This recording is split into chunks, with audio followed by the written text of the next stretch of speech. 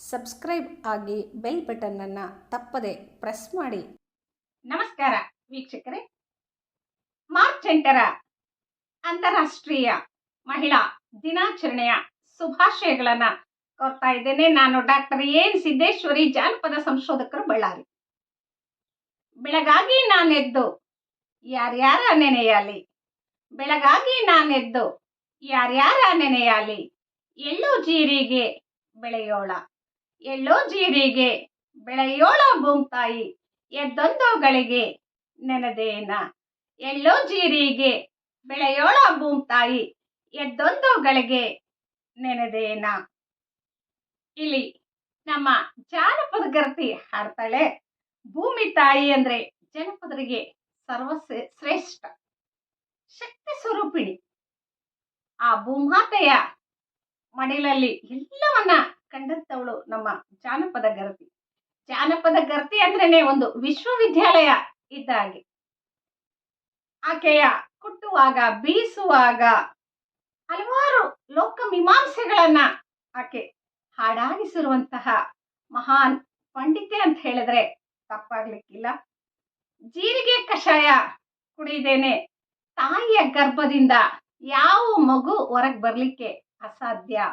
ಎಳ್ಳೋ ನೀರು ಬಿಡದೆ ಅಂತ್ಯವನ್ನ ಕಾಣ್ಲಿಕ್ಕೆ ಅಸಾಧ್ಯ. ಹಾಗಾಗಿ ಎಳ್ಳೋ ಜೀರಿಗೆ ಬೆಳೆಯೋಳ ಭೂಮ್ತಾಯಿ, ಎದ್ದೊಂದು ಗಳಿಗೆ ನೆನೆದೇನ. ಜಾನಪದ ಗರ್ತಿಯ ಆ ಒಂದು ಅರ್ಥ ಕಟ್ಟುವಿಕೆ ಬಹಳ ಅಗಮ್ಯವಾಗಿರುವಂತಹದ್ದು. ಹೆಣ್ಣು ಅಂದ್ರೇನೆ ಸ್ತ್ರೀತನ ಒಂದು ಶಕ್ತಿ ಸ್ವರೂಪಿಣಿ. ಗರ್ಭದಲ್ಲಿನೇ ಗುಡಿ ಕಟ್ಟಿ, ರಕ್ತದಲ್ಲಿನೇ ಅಭಿಷೇಕ ಮಾಡಿ, ಕರಳನ್ನ ಹಾರ ಮಾಡಿಕೊಂಡು 9 ತಿಂಗಳು ಹೊಟ್ಟೆಯಲ್ಲಿ ಇಟ್ಕೊಂಡು ಪೂಜಿಸಿ ಪಾಲಿಸಿ ಆ ಮಗುವನ್ನ ಕಾಪಾಡಿರ್ತಕ್ಕಂತಹ ಮಹಾನ್ ಶಕ್ತಿ ದೇವತೆ ಅಂತ ಹೇಳಿದ್ರೆ ನಿಜಕ್ಕೂ ತಪ್ಪಾಗ್ಲಿಕ್ಕಿಲ್ಲ. ಅಂತಹ ಶಕ್ತಿ ಸ್ವರೂಪಿಣಿಯಾಗಿರ್ತಕ್ಕಂತಹ ಈ ಜಗತ್ತನ್ನೇ ಹೆಣ್ತನಕ್ಕೆ ಹೋಲಿಸಿದ್ದಾರೆ. ಯಾವತ್ತಿಗೂ ಭಾರತ ಮಾತೆ ಅಂತ ಹೇಳಿ ಕರಿತೇವೆಯೇ ಹೊರತು ಭಾರತ ಪುತ್ರ ಅಂತ ಹೇಳಿ ಕರೀಲಿಕ್ಕೆ ಸಾಧ್ಯ ಇಲ್ಲ. ಮಾತೆಗೆ ನಾವು ಇವತ್ತಿಗೂ ಸಹ ಗೌರವವನ್ನ ಕೊಡ್ತೇವೆ.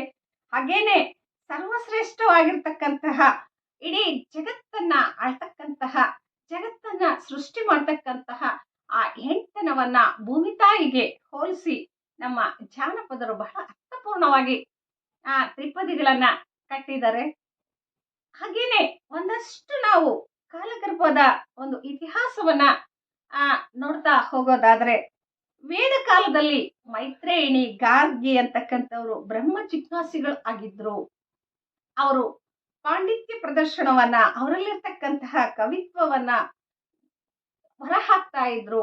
ಹಾಗೇನೆ ಜ್ಯೋತಿಷ್ಯ ಆಗ್ಬೋದು, ವಿಜ್ಞಾನ ಆಗ್ಬೋದು, ಗಣಿತ ಆಗ್ಬೋದು, ಮನೆ ಕಾರ್ಯಗಳಲ್ಲಿ ಎಲ್ಲದರಲ್ಲೂ ಬಹಳ ಸ್ವಾತಂತ್ರ್ಯವಾಗಿ ಎಲ್ಲ ಕೆಲಸ ಕಾರ್ಯಗಳನ್ನ ಮಾಡಿದ ಯಶಸ್ಸು ನಮ್ಮ ಮಹಿಳೆಯರಿಗೆ ಸಿಗ್ತದೆ. ಅದು ಇತಿಹಾಸದ ಕಾಲಘಟ್ಟವನ್ನ ಒಂಚೂರು ನಾವು ಮರುಕಳಿಸಿ ನೋಡಿದಾಗ ಅವೆಲ್ಲವೂ ಸಹ ನಮ್ಗೆ ಸಿಗ್ತವೆ ಕೂಡ.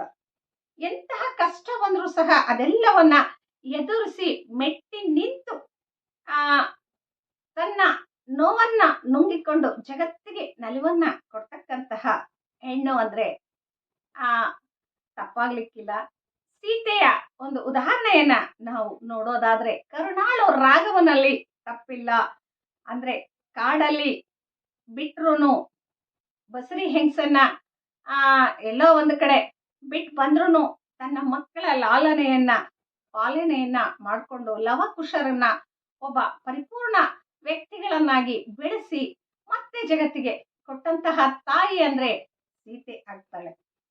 ಹಾಗೇನೆ ದ್ರೌಪದಿಯನ್ನ ನಾವು ನೋಡೋದಾದ್ರೆ, ಗಂಡನ ಇಡೀ ಪರಿವಾರವನ್ನೇ ಸುಧಾರಿಸ್ಕೊಂಡು ಸಂಭಾಳಿಸ್ಕೊಂಡು ಯಶಸ್ವಿ ಗೃಹಿಣಿಯಾಗಿ ಆಕೆ ಬದಲಾಗಿರುವಂತಹದ್ದನ್ನ ನಮ್ಮ ಇತಿಹಾಸ ಇವತ್ತು ನಮ್ಗೆ ಹೇಳುತ್ತದೆ. ಹಾಗೆ ಮಹಾನ್ ಪತಿವ್ರತೆಯಾಗಿರ್ತಕ್ಕಂತಹ ಸಾವಿತ್ರಿಯ ಇತಿಹಾಸವನ್ನ ಇವತ್ತು ನಾವು ನೋಡ್ಬೇಕಾಗ್ತದೆ.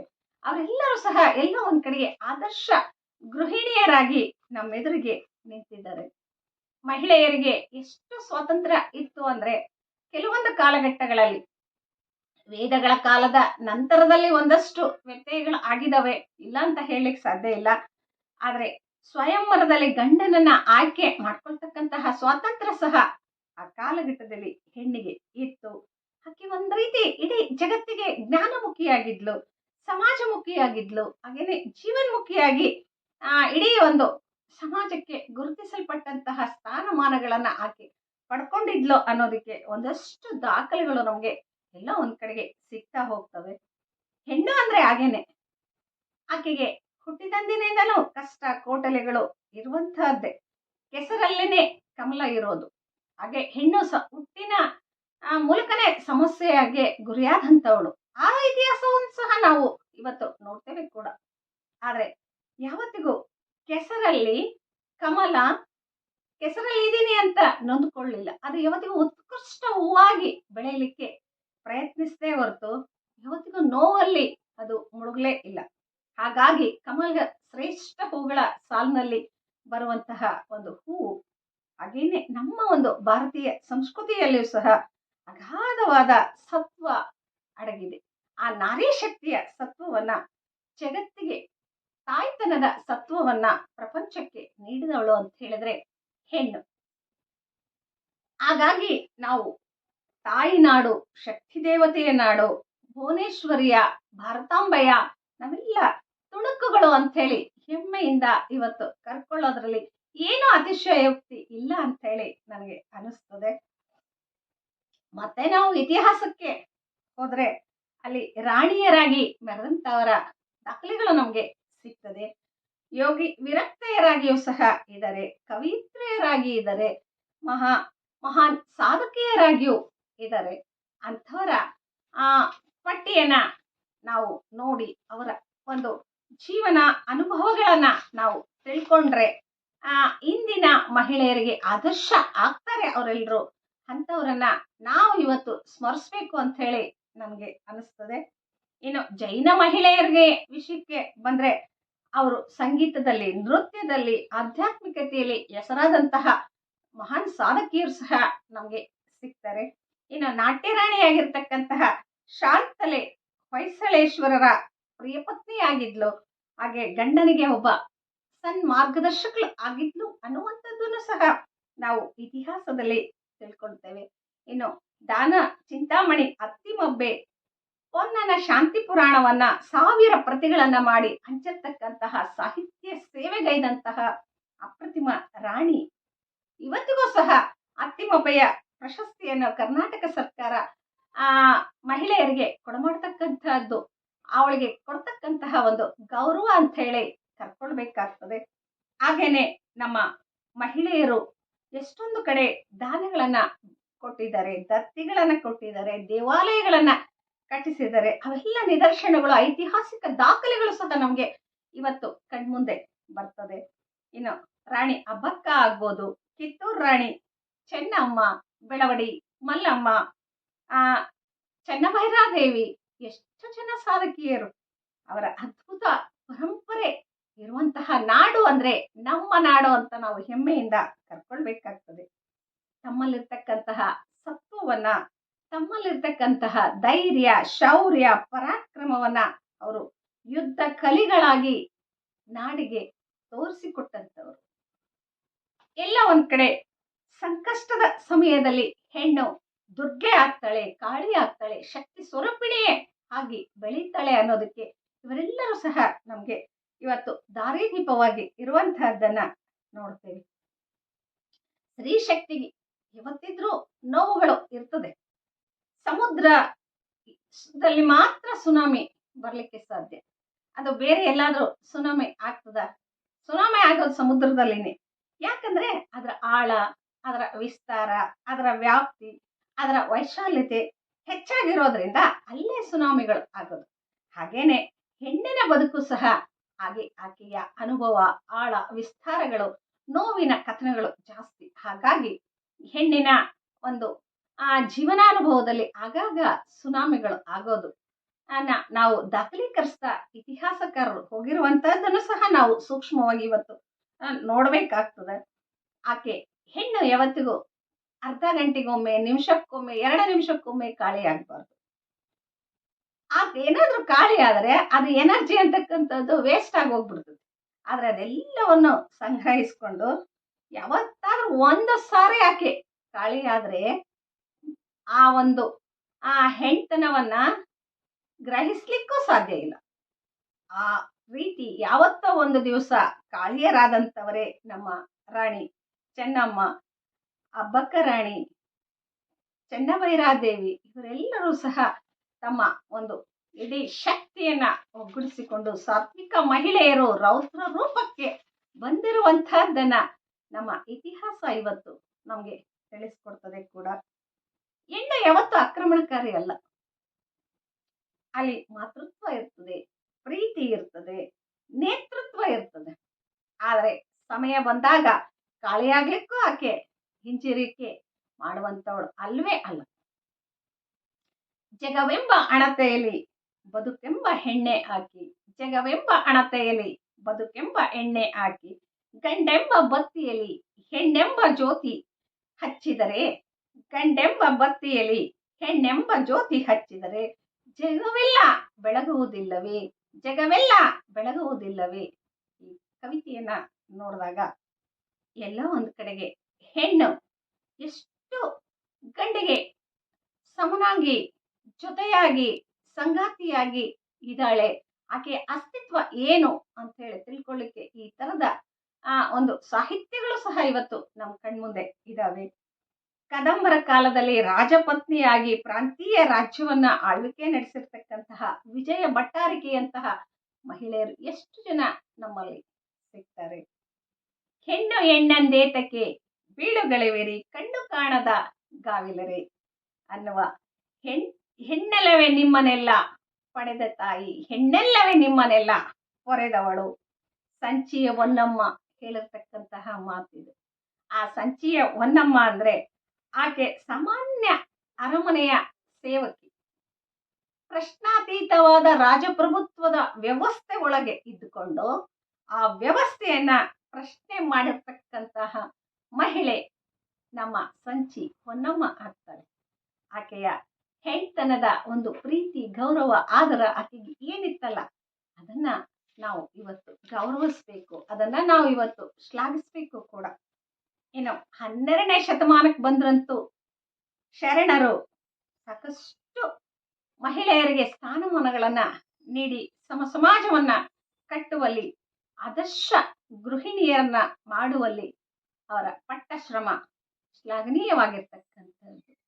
ಆ ಒಂದು 12ನೇ ಶತಮಾನದಲ್ಲಿ ಅಕ್ಕ ಮಹಾದೇವಿ ನಮ್ಗೆ ಆದರಣೀಯಳಾಗ್ತಾಳೆ. ಇವತ್ತು ಯೋಗಾಂಗ ಪಟುವಾಗಿರ್ತಕ್ಕಂತಹ ಅದ್ಭುತ ಸಾಧಕೆಯಾಗಿರ್ತಕ್ಕಂತಹ ನಮ್ಮ ಅಕ್ಕ ಎಷ್ಟು ದಿಟ್ಟವಾಗಿ ಮಾತಾಡ್ತಾಳೆ ಅಂದ್ರೆ, ಶಯನಕ್ಕೆ ಹಾಳು ದೇಗುಲ ಉಂಟು. ಎಂತಹ ಗಟ್ಟಿತನದ ಮಾತದು. ಶಯನಕ್ಕೆ ಹಸಿವಾದರೆ ಭಿಕ್ಷಾನ್ನಗಳುಂಟು, ತೃಷೆಯಾದರೆ ಕೆರೆ ಹಳ್ಳ ಬಾವಿಗಳುಂಟು, ಶಯನಕ್ಕೆ ಹಾಳು ದೇಗುಲ ಉಂಟು. ಅಂದ್ರೆ ಆ ಕಾಲಘಟ್ಟದ ಅಲ್ಲಿ ಪ್ರಶ್ನೆಗಳು ಹುಟ್ಕೊಂಡಿದ್ದು. ಮಧ್ಯರಾತ್ರಿಯಲ್ಲಿ ಹೆಣ್ಣೊಬ್ಬಳು ಹೊರಗೆ ಹೋಗ್ತಾ ಇದ್ದಾಳೆ ಏಕಾಂಗಿಯಾಗಿ ಅಂದಾಗ ಸಮಾಜ ಒಂದು ಕಟು ಟೀಕೆಗೆ ಆಕೆ ಬಲಿಯಾಗಿಲ್ಲ. ಅಂತಹ ಆ ಕಟು ಟೀಕೆ ಮಾಡ್ತಕ್ಕಂಥವ್ರಿಗೆ ಎಂಥ ಉತ್ತರವನ್ನ ಆಕೆ ಕೊಡ್ತಾಳೆ. ಆದ್ರ ಜೊತೆಗೆ ಹೇಳ್ತಾಳೆ, ಈ ಸಾವ ಕೆಡುವ ಗಂಡರ ನೈದು ಒಲೆಯೊಳಗಿಕ್ಕು. ಆಕೆಯ ಆ ತನ್ನೊಳಗೆ ತಾನು ಪ್ರಶ್ನಾತೀತವಾಗಿ ಮುಖಾಮುಖಿಯಾಗಿ ಆತ್ಮಜ್ಞಾನವನ್ನ ಲೋಕಕ್ಕೆ ಪರಿಚಯಿಸಿದಂಥವಳು.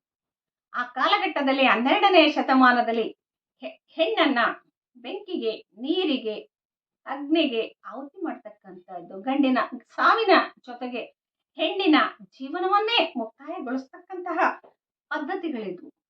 ಹಾಗಾಗಿ ವೈವಾಹಿಕ ಬದುಕು, ಗಂಡನ ನಂತರ ನನಗೆ ಬದುಕೇ ಇಲ್ಲ, ನನಗೆ ಅಂತ್ಯ ಅನ್ನುವ ಕಾಲಘಟ್ಟದ ವ್ಯವಸ್ಥೆಯನ್ನ ಪ್ರಶ್ನಿಸಿದವಳು ಅಂದ್ರೆ ನಮ್ಮ ಅಕ್ಕ ಮಹಾದೇವಿ ಆಗ್ತಾಳೆ. ಹಾಗೇನೆ ಐದಕ್ಕಿ ಲಕ್ಕಮ್ಮ, ಈ ಸಕ್ಕಿ ಆಸೆ ನಿನಗೇಕೆ, ಅಮರೇಶ್ವರ ಲಿಂಗಕ್ಕೆ ದೂರು ಅಂತೇಳಿ ಅಮರೇಶ್ವರ ಲಿಂಗಕ್ಕೆ ದೂರನ್ನ ಕೊಟ್ಟಂತಹ ಒಬ್ಬ ದಿಟ್ಟ ಮಹಿಳೆ, 12ನೇ ಶತಮಾನದ ಒಂದು ಪ್ರಶ್ನಾತೀತ ಮಹಿಳೆಯಾಗಿ ಬೆಳೆದಂಥವಳು, ಸ್ವಾಭಿಮಾನವನ್ನ ಬೆಳೆಸ್ಕೊಂಡಂತ ಮಹಿಳೆ. 3 ಬಳ್ಳ ಅಕ್ಕಿ ತರೋದು ಬದಲು 6 ಬಳ್ಳ ಅಕ್ಕಿ ಯಾಕಪ್ಪ ನೀನ್ ತಂದೆ ಅಂಥೇಳಿ ಅಮರೇಶ್ವರ ಲಿಂಗಕ್ಕೆ ದೂರನ್ನ ಕೊಟ್ಟಂತಹ ದಿಟ್ಟೆ ಆಕೆ. ನೀನು ಜಗತ್ಕಂಡು ಜಗಕ್ಕೆ ಅಂಜದೇ ಇದ್ರೂ ಪರವಾಗಿಲ್ಲ, ಆದ್ರೆ ನಿನ್ನ ಮನಕ್ಕಂಜು ಅನ್ನುವ ಒಂದು ಗುಟ್ಟನ್ನ ಗಂಡನಿಗೆ ಹೇಳಿದಂಥವಳು. ಅನುಭವ ಮಂಟಪದಲ್ಲಿ ಶರಣರ ಜೊತೆಗೆ ಚಿಂತನ ಮಂಥನ ಮಾಡುವಾಗ ತನ್ನ ಕಾಯಕವನ್ನ ಮರೆತು ಅಲ್ಲಿ ಕುಳಿತಾಗ ಹೇಳ್ತಾಳೆ, ಕಾಯಕಕ್ಕೆ ತಡವಾಯ್ತು ಹೋಗಯ್ಯ ಎನ್ನಾಳ್ದನೆ ಅಂತೇಳಿ. ಕಾಯಕದಲ್ಲಿ ನಿರತರಾದರೆ ಗುರು ಲಿಂಗ ಜಂಗಮ ಬಂದ್ರೂ ಸಹ ಅದರ ಅಂಗನ್ನ ತೊರೆಯಬೇಕು ಅಂತ ಬಸವಣ್ಣನವರೇ ಹೇಳಿದ್ದಾರೆ. ಅವರ ಉಪದೇಶವನ್ನ ಕೇಳೋದಕ್ಕಿಂತ ನೀನ್ ಮೊದಲು ಕಾಯಕ ಮಾಡು ನಿಷ್ಠೆಯಿಂದ, ಅದಾದ ನಂತರ ಅವೆಲ್ಲವನ್ನ ಮಾಡುವಂತೆ ಅಂತ ಎಷ್ಟು ಒಬ್ಬ ಮಹಿಳೆಯಾಗಿ ಬಹಳ ಸೂಕ್ಷ್ಮವಾಗಿ ಗಂಡನನ್ನ ತಿದ್ದುವ ಸರಿದಾರಿಗೆ ತರುವ ಶಕ್ತಿ ಆಯ್ಕೆ ಆಕೆಗೆ ಇತ್ತು ಅನ್ನೋದಕ್ಕೆ 12ನೇ ಶತಮಾನ ನಮಗೆ ಬಹುದೊಡ್ಡ ಸಾಕ್ಷಿಯನ್ನ ಇವತ್ತು ನಮ್ಗೆ ಕೊಡ್ತದೆ ಕೂಡ. ಅನುಭವ ಮಂಟಪದಲ್ಲಿ ಹಲವಾರು ಜನ ಮಹಿಳೆಯರು ಚಿಂತನ ಮಂಥನವನ್ನ ಮಾಡ್ತಕ್ಕಂಥದ್ದು, ಜೀವನಾನುಭವನ ವಚನಗಳ ಮೂಲಕ ಈ ಲೋಕದ ಸಾರವನ್ನ ತಿಳಿಸಿದಂತಹ ಎಷ್ಟು ಜನ ವಚನಕಾರ್ತಿಯರು ನಮ್ಗೆ ಇವತ್ತು ಸಿಗ್ತಾರೆ. ಹಾಗೇನೆ ವಿಚಾರ ಪತ್ನಿಯರಾಗಿ ಗಂಡಂದ್ರಿಗೆ ಮಾರ್ಗದರ್ಶನವನ್ನ ನೀಡಿದಂತ ಮಹಿಳೆಯರು ಸಹ ನಮ್ಗೆ 12ನೇ ಶತಮಾನದಲ್ಲಿ ಸಿಗ್ತಾರೆ. ಇನ್ನು ಬಸವಣ್ಣನವರಿಗೆ ವಿಚಾರ ಪತ್ನಿ ಆದನಯ್ಯ ಅಂತ ಹೇಳಿ ಒಂದು ಕಡೆಗೆ ತಮ್ಮ ಪತ್ನಿಯಾಗಿರ್ತಕ್ಕಂತಹ ನೀಲಮ್ಮನವರು ಬಹಳ ಹೆಮ್ಮೆಯಿಂದ ಹೇಳ್ಕೊಳ್ತಾರೆ, ವಿಚಾರ ಪತ್ನಿ ಆದೆ ಅಂತ ಹೇಳಿ. ಇನ್ನು ಅಕ್ಕನಾಗಮ್ಮ ಅಂತೂ ಬಸವಣ್ಣನವರಿಗೆ ಹೆಗಲಿಗೆ ಹೆಗಲು ಕೊಟ್ಟು ಅವರ ಸಾಧನೆಗೆ ಬೆನ್ನೆಲುಬಾಗಿರುವಂತಹದ್ದನ್ನ ನೋಡ್ತೇವೆ. ಹಾಗೆ ಪನ್ನಂಗದರೆಯರಾಗಿರ್ತಕ್ಕಂತಹ ವೇಶ್ಯಾವಾಟಿಕೆಯಲ್ಲಿ ಜೀವನವನ್ನ ಸಾಗಿಸ್ತಕ್ಕಂತಹ ನಿಕೃಷ್ಟ ಸ್ಥಿತಿಯಲ್ಲಿರ್ತಕ್ಕಂತಹ ಮಹಿಳೆಯರನ್ನ ಅವರ ಪುಣ್ಯಶ್ರೀಯರನ್ನಾಗಿ ಸ್ವೀಕರಿಸಿ ಅವರಿಗೆ ಲಿಂಗಧಾರಣೆಯನ್ನು ಮಾಡಿ ಅವರ ವೈವಾಹಿಕ ಬದುಕನ್ನ ಕಟ್ಟಿಕೊಳ್ಳಿಕ್ಕೆ ಅನುವು ಮಾಡಿಕೊಟ್ಟಂತಹ ಒಂದು ಸಮಾಜ ಇತ್ತು ಅಂದ್ರೆ ಅದು 12ನೇ ಶತಮಾನ ಅಂತ ಹೇಳಿ ನಾವು ಹೆಮ್ಮೆಯಿಂದ ಹೇಳಬೇಕಾಗ್ತದೆ. ಅಲ್ಲಿಯವರೆಗೂ ಎಲ್ಲೋ ಒಂದ್ ಕಡೆಗೆ ಹೆಣ್ಣು ಅಂದ್ರೆ ಭೋಗದ ವಸ್ತು, ಹೆರಿಗೆಯ ಯಂತ್ರ ಅಂತಕ್ಕಂತಹ ಮಾತಿತ್ತು. ಆಗ 12ನೇ ಶತಮಾನದಲ್ಲಿ ಹೆಣ್ಣು ಶಕ್ತಿ ಸ್ವರೂಪಿಣಿ, ಹೆಣ್ಣಲ್ಲ, ಹೆಣ್ಣು ರಕ್ಕಸಿನೂ ಅಲ್ಲ, ಹೆಣ್ಣು ಮಾಯೆಯಲ್ಲ ಅನ್ನುವ ಒಂದು ಮಾತನ್ನ ಹೇಳುವುದರ ಮೂಲಕ ಆ ಕಾಲಘಟ್ಟದ ಸಮಾಜದಲ್ಲಿ ಒಂದು ಭ್ರಮೆ ಇತ್ತು. ಆ ಭ್ರಮೆಯನ್ನ ಬಡಿದೋಡಿಸಿದಂಥವ್ರು ಅಂದ್ರೆ 12ನೇ ಶತಮಾನದ ಶರಣರು ಅಂತ ಹೇಳಿ ನಾವು ಹೆಮ್ಮೆಯಿಂದ ಕರ್ಕೊಳ್ಬೇಕಾಗ್ತದೆ. ಹೆಣ್ಣು ಅಂದ್ರೆ ತಾಯಿನೇ, ಆದಿಶಕ್ತಿ, ಶಕ್ತಿ ದೇವತೆ. ಆಕೆ ಒಂಥರ ಎನರ್ಜಿ ಬೂಸ್ಟ್ ಇದ್ದಾಗೆ, ದೈಹಿಕವಾಗಿ ಆಗ್ಬೋದು, ಮಾನಸಿಕವಾಗಿ ಆಗ್ಬೋದು, ಆಧ್ಯಾತ್ಮಿಕವಾಗಿ ಆಗ್ಬೋದು. ಆಕೆ ಮನಸ್ಸು ಒಳಗಿನಿಂದ ಅರಳಿದಂಥವಳು, ತನ್ನನ್ನ ತಾನು ಜೀವನಾನುಭವದಿಂದ ಅರಳಿಸ್ಕೊಂಡಂಥವಳು. ಅದಕ್ಕಾಗಿನೇ ನಮ್ಮ ಜಾನಪದ ತಾಯಂದ್ರು ಬಹಳ ಸುಂದರವಾಗಿ ಹೇಳ್ತಾರೆ, ಮಗುವಿಗೆ ಹಾಲನ್ನ ಕುಡಿಸ್ತಾ ಆಚಾರಕ್ಕರಸಾಗು ನೀತಿಗೆ ಪ್ರಭುವಾಗು, ಆಚಾರಕ್ಕರಸಾಗು ನೀತಿಗೆ ಪ್ರಭುವಾಗು, ಮಾತಿನಲ್ಲಿ ಚೂಡ ಮಣಿಯಾಗು ನನ್ನ ಕಂದ, ಜ್ಯೋತಿಯೇ ಆಗು ಜಗಕ್ಕೆಲ್ಲ. ಮಾತಿನಲ್ಲಿ ಚೂಡ ಮಣಿಯಾಗು ನನ್ನ ಕಂದ, ಜ್ಯೋತಿಯೇ ಆಗು ಜಗಕ್ಕಲ್ಲ. ಅವರೆಲ್ಲ ಅಕ್ಷರ ಅರಿಯದ ಮಹಾನ್ ಪಂಡಿತೆಯರು.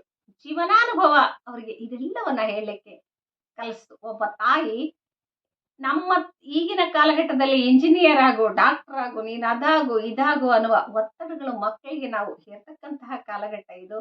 ಆದ್ರೆ ಆ ತಾಯಿ ತನ್ನಗಾಗಿ ಸ್ವಾರ್ಥಕ್ಕಾಗಿ ಮಗುವಿಗೆ ಏನೂ ಹೇಳಿಲ್ಲ. ಅರಸನಾಗು, ನೀತಿಗೆ ಪ್ರಭುವಾಗು, ಮಾತಿನಲ್ಲಿ ಚೂಡಾಮಣಿಯಾಗು, ಸಮಾಜದಲ್ಲಿ ಮಾತೆ ಮಾಣಿಕ್ಯ, ಮಾತೆ ಮುತ್ತು. ಮಾತು ನಾವು ಹೆಂಗ್ ಆಡ್ತೀವೋ ಹಂಗೆ ನಮ್ಮ ವ್ಯಕ್ತಿತ್ವ ಇರ್ತದೆ.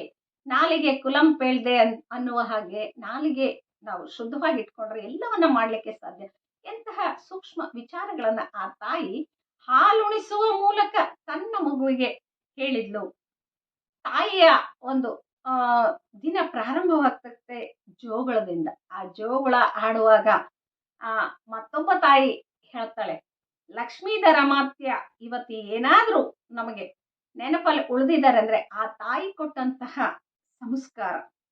ಕೆರೆಯಂ ಕಟ್ಟಿಸು, ಬಾವಿಯಂ ತೋಡಿಸು, ಸೆರೆಗೆ ಸಿಲ್ಕ ಅನಾಥರಂ ರಕ್ಷಿಸು. ಅದು ಇವತ್ತಿಗೂ ಸಹ ಶಾಸನ ರೂಪದಲ್ಲಿ ಲಿಖಿತವಾಗಿ ದಾಖಲೆ ಆಗಿರುವಂತಹದ್ದು. ಆ ಒಂದು ಅಮಾತ್ಯ ಲಕ್ಷ್ಮೀಧರ ಮಾತ್ಯನ ತಾಯಿ ಒಬ್ಬ ಸಾಮಾನ್ಯ ಪಾಳ್ಯಗಾರನ ಹೆಂಡತಿ. ಆ ತಾಯಿ ತನ್ನ ಮಗುವಿಗೆ ಹಾಲಿನ ಜೊತೆಗೆ ಈ ತರದ ವಿಚಾರಗಳನ್ನ ಆಕೆ ಉಣಿಸ್ತಾ ಇದ್ಲು. ಜೀಜಾಬಾಯಿ ತನ್ನ ಮಗನಿಗೆ ಏನಾದ್ರೂ ಅವತ್ತು ಮಾರ್ಗದರ್ಶನ ನೀಡಿಲ್ಲ ಅಂದ್ರೆ ಮರಾಠ ಸಮಾಜದ ಒಬ್ಬ ಅಧಿಪತಿಯಾಗಿ ಶಿವಾಜಿ ರೂಪುಗೊಳ್ಳಿಕ್ಕೆ ಸಾಧ್ಯ ಆಗ್ತಿತ್ತೋ ಇಲ್ವೋ. ಹಾಗೇನೆ ಭರತ ಚಕ್ರಿಯ ಒಂದು ಅದ್ಭುತ ಸಾಧನೆಗೆ ಆ ತನ್ನ ಒಂದು ಶ್ರಮವನ್ನ ಹಾಕಿದಂತವಳು ಅವರ ತಾಯಿ ಆಗ್ತಾರೆ. ಹಾಗೆ ನರೇಂದ್ರನಾಥನಂತಹ ಒಬ್ಬ ಪುಟ್ಟ ಬಾಲಕ ಸಾಮಾನ್ಯ ಮಗುವನ್ನ ಸ್ವಾಮಿ ವಿವೇಕಾನಂದರು ಆಗುವಲ್ಲಿ ಅವರ ತಾಯಿ ಭುವನೇಶ್ವರಿಯ ಪಾತ್ರನೂ ಸಹ ಬಹಳ ಮುಖ್ಯ ಆಗ್ತದೆ. ಈ ತರದ ತಾಯಂದರು ನಮ್ಮ ಇತಿಹಾಸ ಘಟ್ಟದಲ್ಲಿ ಎಷ್ಟು ಜನ ಇದ್ದಾರೆ. ಅವರುಗಳ ಒಂದು ಶ್ರಮ, ಅವರಲ್ಲೇ ಇರ್ತಕ್ಕಂತಹ ಹೆಣ್ತನವನ್ನ ನಾವು ಗೌರವಿಸ್ಬೇಕಾಗ್ತದೆ. ತನ್ನೊಳಗೆ ಈ ಹೆಣ್ಣು ಆಗಾಗ ತನ್ನೊಳಗೆ ಏನು ಆ ಭಗವಂತ ಇಟ್ಟಿದನೋ ಆ ಎಲ್ಲ ಕೌಶಲ್ಯವನ್ನ, ಆ ಎಲ್ಲ ಸೂಕ್ಷ್ಮತೆಗಳನ್ನ, ಆ ಎಲ್ಲ ಬುದ್ಧಿಮತ್ತೆಯನ್ನ, ಸಾಮರ್ಥ್ಯವನ್ನ, ವಿದ್ಯೆಯನ್ನ, ತನ್ನಲ್ಲಿರ್ತಕ್ಕಂತಹ ಸತ್ವವನ್ನ ಜಗತ್ತಿಗೆ ಆಗಾಗ ತನಗೆ ಸಿಕ್ಕಂತ ಅವಕಾಶಗಳನ್ನ ಬಳಸ್ಕೊಂಡು ಉಣಬಡಿಸಿದಂತಹ ತಾಯಿ ಅಂದ್ರೆ ಹೆಣ್ಣೆ ಆಗ್ತಾರೆ. ಅಂದ್ರೆ ಆಕೆಯ ವಿಕಾಸ ಏನಿದೆಯಲ್ಲ, ಆಕೆಯ ಪ್ರಬುದ್ಧತೆ ಏನಿದೆಯಲ್ಲ, ಅದು ಬಹಳ ಅಗಮ್ಯವಾಗಿರುವಂತಹದ್ದು. ಹಾಗಾಗಿ ಸ್ತ್ರೀ ಯಾವಾಗ್ಲೂ ತನಗಾಗಿ ಬದುಕಿರುವಂತಹ ನಿದರ್ಶನಗಳು ಎಲ್ಲೂ ಇಲ್ಲ. ಆಕೆ ಸ್ವಾರ್ಥಿ ಅಲ್ಲ. ಸ್ತ್ರೀ ಅಂದ್ರೇನೆ ಆಕೆ ಒಂದು ತ್ಯಾಗಮಯಿ, ಕುಟುಂಬಕ್ಕಾಗಿ ಬದುಕ್ತಕ್ಕಂಥವಳು. ಇಲ್ಲಿ ಸ್ತ್ರೀಯನ್ನ ನಾವು ದ್ವಿಮುಖ ಆದರ್ಶಗಳಲ್ಲಿ ಗುರುತಿಸ್ಕೊಳ್ಬೇಕು. 2 ಮುಖಗಳಿದಾವೆ ಸ್ತ್ರೀಗೆ. ಒಂದು ತ್ಯಾಗಮಯಿ ಆಗ್ತಕ್ಕಂಥದ್ದು, ತನ್ನನ್ನ ತಾನು ಕುಟುಂಬಕ್ಕೆ, ಜಗತ್ತಿಗೆ ಅರ್ಪಿಸ್ಕೊಂಡಂತಹ ತಾಯಂದ್ರು ಒಂದ್ ಕಡೆಗಿದ್ದಾರೆ. ಅವರನ್ನು ನಾವು ಇತಿಹಾಸ ಇವತ್ತು ಸ್ಮರಿಸ್ತದೆ. ಹಾಗೇನೆ ಭೋಗಮಯ ಆದರ್ಶ ಬದುಕನ್ನ ಹಾರಿಸ್ಕೊಂಡಂತಹ ಮಹಿಳೆಯರು ಸಹ ಇವತ್ತು ನಮ್ಮೊಟ್ಟಿಗೆ ಇದ್ದಾರೆ. ಚಾಡಿ ಹೇಳದಂತ ಮಹಿಳೆಯರು ಸಹ ನಮ್ಮೊಟ್ಟಿಗೆ ಇದ್ದಾರೆ. ಮಂಥರೆಯನ್ನ, ಶೂರ್ಪನಖೆಯನ್ನ ನಾವು ಇವತ್ತು ಯಾವ ದೃಷ್ಟಿಯಲ್ಲಿ ನೆನೆಸ್ಕೊಳ್ತೇವೆ ಅನ್ನೋದು ತಮ್ಮೆಲ್ಲರಿಗೂ ತಿಳಿದಂತಹ ವಿಷಯ. ರೆಂಬೆ, ಮೇನಕೆ, ಊರ್ವಶಿ ಬಹಳ ಸೌಂದರ್ಯವಂತೆಯರವರು. ಋಷಿಮುನಿಗಳ ತಪಸ್ಸನ್ನ ಕೆಡಿಸಿ ಅವರಿಗೆ ಶಾಪಗ್ರಸ್ತೆಯರಾಗ್ತಾರೆ. ಅವರು ಅಂತಹ ಸೌಂದರ್ಯವತೆಯರು ಶಾಪಗ್ರಸ್ತೆಯರಾಗ್ತಾರೆ. ಇವತ್ತು ನಮ್ಗೆ ಅಂತಹ ಸುರದ್ರೂಪಿ ಹೆಣ್ಣುಗಳು ಆದರ್ಶ ಆಗ್ಬೇಕಾ ಅನ್ನೋದು ನನ್ನ ಪ್ರಶ್ನೆ. ಹೆಣ್ಣು ಅಂದ್ರೇನೆ ಸೌಂದರ್ಯ ಪ್ರಿಯೆ, ಅದನ್ನ ನಾನು ಒಪ್ಕೊಳ್ತೇನೆ. ಸೌಂದರ್ಯ ಅದು ಎಷ್ಟೇ ಒತ್ತಡದಲ್ಲಿದ್ರೂ ಸಹ ನನ್ನನ್ನೂ ಸೇರಿಸಿ ಅಲಂಕಾರಕ್ಕೆ ಹೆಚ್ಚು ಆದ್ಯತೆಯನ್ನ ನೀಡ್ತಕ್ಕಂಥವಳು ಅಂದ್ರೆ ಹೆಣ್ಣು. ಆದ್ರೆ ಆ ಸೌಂದರ್ಯ ಅಂತಕ್ಕಂಥದ್ದು ನಮ್ಮ ಬಾಹ್ಯ ಸೌಂದರ್ಯದ ಜೊತೆಗೆ ತಮ್ಮಲ್ಲಿರ್ತಕ್ಕಂತಹ ವಿದ್ಯೆ ಆಗ್ಬೋದು, ಕೌಶಲ್ಯ ಆಗ್ಬೋದು, ತ್ಯಾಗ ಆಗ್ಬೋದು, ಆ ಎಲ್ಲ ಸೌಂದರ್ಯಗಳ ಮೇಳೈಸುವಿಕೆಯಲ್ಲಿ ಹೆಣ್ಣು ಅರಳಿದಾಗ ಸಮಾಜ ಆಕೆಗೆ ಎಷ್ಟು ಗೌರವ ಕೊಡ್ತದೆ, ಆದರಿಸ್ತದೆ, ಆಕೆಯನ್ನ ಪುರಸ್ಕರಿಸ್ತದೆ ಅಂತಕ್ಕಂಥದ್ದನ್ನು ಸಹ ನಾವು ಗಮನಿಸ್ಕೊಳ್ಬೇಕಾಗ್ತದೆ. ಇವತ್ತು ನಾವು ಆಧುನಿಕ ಕಾಲಘಟ್ಟದ 21ನೇ ಶತಮಾನದ ಭಾರತದ ನಾರಿಯರು ನಾವು ಹೇಳ್ತಾ ಇದ್ದೇವೆ, ನನ್ನ ದೇಹ ನನ್ನ ಹಕ್ಕು ಅನ್ನುವ ಈ ಒಂದು ಮಾತನ್ನ ನೋಡಿದಾಗ ನಾವಿರ್ತಕ್ಕಂಥದ್ದು ಎಲ್ಲಿ? ನಾವಿರ್ತಕ್ಕಂಥದ್ದು ಸಮಾಜದ ಒಂದು ಚೌಕಟ್ಟಿನಲ್ಲಿ ಮಹಿಳೆ ಇರ್ತಕ್ಕಂಥದ್ದು. ಈ ಸೂಕ್ಷ್ಮತೆಗಳನ್ನ ಇವತ್ತು ನಮ್ಮ ಮಹಿಳೆಯರು ಎಲ್ಲೋ ಒಂದ್ ಕಡೆಗೆ ಅವಲೋಕಿಸ್ಬೇಕಾಗ್ತದೆ. ಆ ಸೂಕ್ಷ್ಮತೆಯ ಆ ಭಯ ನಮ್ಮ ಬೆನ್ನಿಂದೆ ಇರಲೇಬೇಕು. ತಾವರೆಯ ಗಿಡ ಹುಟ್ಟಿ ದೇವರಿಗೆ ನೆರಳಾದೆ, ನಮ್ಮ ಜಾನಪದ ಗರ್ತಿ ಹೇಳ್ತಾಳೆ, ತಾವರೆಯ ಗಿಡ ಹುಟ್ಟಿ ದೇವರಿಗೆ ನೆರಳಾದೆ, ನಾ ಹುಟ್ಟಿ ಮನೆಗೆ ಎರವಾದೆ, ನಾ ಹುಟ್ಟಿ ಮನೆಗೆ ಎರವಾದೆ ಹಡೆದವ್ವ, ನೀ ಕೊಟ್ಟ ಮನೆಗೆ ಹೆಸರಾದೆ, ನೀ ಕೊಟ್ಟ ಮನೆಗೆ ಹೆಸರಾದೆ. ಇಲ್ಲಿ ಹೆಣ್ಣು ಒಬ್ಬಳೇ ಅಲ್ಲ, ಆಕೆಗೆ ಹುಟ್ಟಿದ ಮನೆಯ ಇಡೀ ಪರಿವಾರ, ಕೊಟ್ಟ ಮನೆಯ ಇಡೀ ಪರಿವಾರ ಆಕೆಯ ಬೆನ್ನಿಗೆ ಇರ್ತದೆ. ಅದಕ್ಕೆ ಅಕ್ಕ ಕೊನೆಗೆ ಕದಲಿಗೆ ಹೋಗುವಾಗ ಹೇಳ್ತಾಳೆ, ಹೂ ತರನಲ್ಲದೆ ಹುಲ್ಲು ತಾರೇನು. ಹೆಣ್ಣಿಗೆ 2 ಜವಾಬ್ದಾರಿಗಳು ಇರ್ತವೆ. ಕೊಟ್ಟ ಮನೆ, ಹೋದ ಮನೆ, ಹುಟ್ಟಿದ ಮನೆ, 2 ಮನೆಯನ್ನ ಆ ಹೆಸರನ್ನ ಉಳಿಸುವ ಒಂದು ಗುರುತರ ಜವಾಬ್ದಾರಿ ಆಕೆ ಹೊತ್ತಿರುವಂತವಳು. ಅಂತಹ ಮಹಿಳೆಗೆ ನನ್ನ ದೇಹ ನನ್ನ ಹಕ್ಕು ಅಂದ್ರೆ ನಾನೊಬ್ಬಳೇ ಇಲ್ಲ, ನನ್ನೊಳಗೆ ಎಲ್ಲವೂ ಇದೆ. ಇಡೀ ಕುಟುಂಬನೇ ನನ್ನೊಳಗೆ ಇದೆ, ಇಡೀ ಸಮಾಜನೇ ನನ್ನೊಳಗಿದೆ, ಸಂಸ್ಕೃತಿಯ ಪ್ರತೀಕ ನಾನು ಹೆಂಗಿದ್ರೆ ಒಳ್ಳೆಯದು ಅನ್ನುವಂತಹದ್ದನ್ನ ನಿರ್ಧರಿಸ್ತಕ್ಕಂತಹ ಗುರುತರ ಜವಾಬ್ದಾರಿ ನಮ್ಮ ಮಹಿಳೆಯರಿಗೆ, ಆಧುನಿಕ ಮಹಿಳೆಯರಿಗೆ ಇವತ್ತು ಬರಲೇಬೇಕು. ಇವತ್ತು ಯಾಕೆ ಈ ಮಾತನ್ನು ಹೇಳ್ತೀನಿ ಅಂದ್ರೆ, ಇಂಗ್ಲಿಷ್ ಸಂಸ್ಕೃತಿ ಏನ್ ಬಂದಿದೆಯಲ್ಲ ನಮ್ಮಲ್ಲಿ, ಅದು ಆ ಭಾಷೆ, ಆ ವೇಷ, ಆ ಭೂಷಣಗಳನ್ನೆಲ್ಲ ಆ ಒಂದು ಇಂಗ್ಲಿಷ್ ಸಂಸ್ಕೃತಿ ಭಾಷೆಯ ಜೊತೆಗೆ ಎಲ್ಲೋ ಒಂದ್ ಕಡೆಗೆ ಸಂಸ್ಕೃತಿಗೆ ಧಕ್ಕೆಯನ್ನ ತರ್ತದೆ ಅಂತಕ್ಕಂಥದ್ದು ನನ್ನ ಅಭಿಪ್ರಾಯ. ಇಂದಿನ ಕಾಲದಲ್ಲಿ ನಾವು ನೋಡೋದಾದ್ರೆ ಪುರುಷರು ಪಂಚೆ ಉಡ್ತಾ ಇದ್ರು, ಜುಬ್ಬ ಉಡ್ತಾ ಇದ್ರು, ಟೋಪಿ, ದೋತ್ರ, ರುಮಾಲು ಹಾಕ್ತಾ ಇದ್ರು.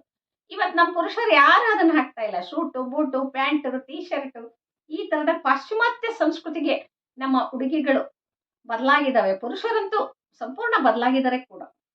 ಆದ್ರೆ ನಾವ್ಯಾಕೆ ಪುರುಷರ ತರ ನಾವು ಬದಲಾಗ್ಬೇಕು? ನಾವ್ಯಾಕೆ ಪ್ಯಾಂಟು ಶರ್ಟ್ ಹಾಕ್ಬೇಕು? ಟೀ ಶರ್ಟ್ ನಾವ್ ಯಾಕೆ ಹಾಕ್ಬೇಕು? ಪುರುಷರಷ್ಟೇ ಸಮಾನವಾಗಿ ನಾವಿದ್ದೀವಿ. ಆ ಉಡುಗೆ ಉಟ್ರೆ ಮಾತ್ರ ನಾವು ಸಮಾನರು ಅಂತೇಳಿ ಏನು ಅಲ್ಲ. ಆದ್ರೆ ಒಬ್ಬ ಸಾಮಾನ್ಯ ಮಹಿಳೆಯಾಗಿ ಸೀರೆ ಉಟ್ಟು ಕಚ್ಚೆ ಹಾಕಿ ಇಡೀ ಐದರಾಲಿಯ ಸೈನಿಕರನ್ನ ಜಜ್ಜಿ ಹಾಕಿದ್ಲು. ಆ ಚಾಕಚಕ್ಯತೆ, ಆ ಕೌಶಲ್ಯ ಇರುವಂತಹದ್ದು ಸ್ತ್ರೀಯರಿಗೆ ಮಾತ್ರ. ಅದನ್ನ ನಾವು ಗೌರವಿಸ್ಬೇಕಾಗ್ತದೆ.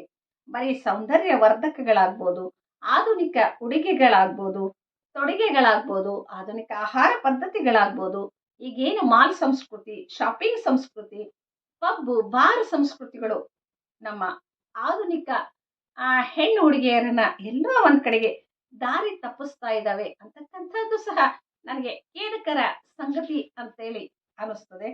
ನಮ್ಮ ಹೆಣ್ಮಕ್ಳು ಸ್ವಲ್ಪ ವಿಚಾರ ಮಾಡಬೇಕಾಗ್ತದೆ. ಹೆಣ್ಣು ಬರೀ ದೇಹ ಅಲ್ಲ, ಆಕೆ ಒಂದು ಆತ್ಮಚೇತನ. ಬರೀ ದೇಹ ಅನ್ಲಿಕ್ಕೆ ಆಗಲ್ಲ. ಹೆಣ್ಣು ಅಂದಾಕ್ಷಣಕ್ಕೆ ಬಳಕುವ ಬಳ್ಳಿ ಆಗ್ಲಿಕ್ಕೆ ಸಾಧ್ಯ ಇಲ್ಲ. ಬೆಡಗಿನ ಬಿನ್ನಾಡಗಿತ್ತಿನೂ ಆಕೆ ಅಲ್ಲ. ಯಾರು ಮುಟ್ಟಿದ್ರು, ಯಾರು ತಟ್ಟಿದ್ರು, ಯಾರು ಚೆಂಡಾಡಿದ್ರು, ಕಷ್ಟ ಕೋಟಲೆಗಳನ್ನ ಕೊಟ್ಟರು ಸಹ ಎದೆಗೊಟ್ಟು ನಿಲ್ತಕ್ಕಂಥವಳು. ಮತ್ತೆ ನಾನು ಸೀತೆಯನ್ನೇ ಉದಾಹರಿಸ್ತೇನೆ. ರಾವಣ ಎತ್ಕೊಂಡು ಹೋದ್ರು ಸಹ ಆಕೆ ಆತ್ಮಹತ್ಯೆ ಮಾಡ್ಕೊಂಡ್ಲಿಲ್ಲ. ತನ್ನ ಗಟ್ಟಿ ಮನಸ್ಸಿನಿಂದ ಬದುಕಿದ್ಲು. ಹಾಗೆ ತುಂಬು ಬಸರಿಯನ್ನ ಕಾಡಿನಲ್ಲಿ ಬಿಟ್ಟಾಗ್ಲೂ ಸಹ ಆಕೆ ಜಗ್ಗಲಿಲ್ಲ, ಕುಗ್ಗಲಿಲ್ಲ, ಮುನ್ನಡೆದ್ಲು.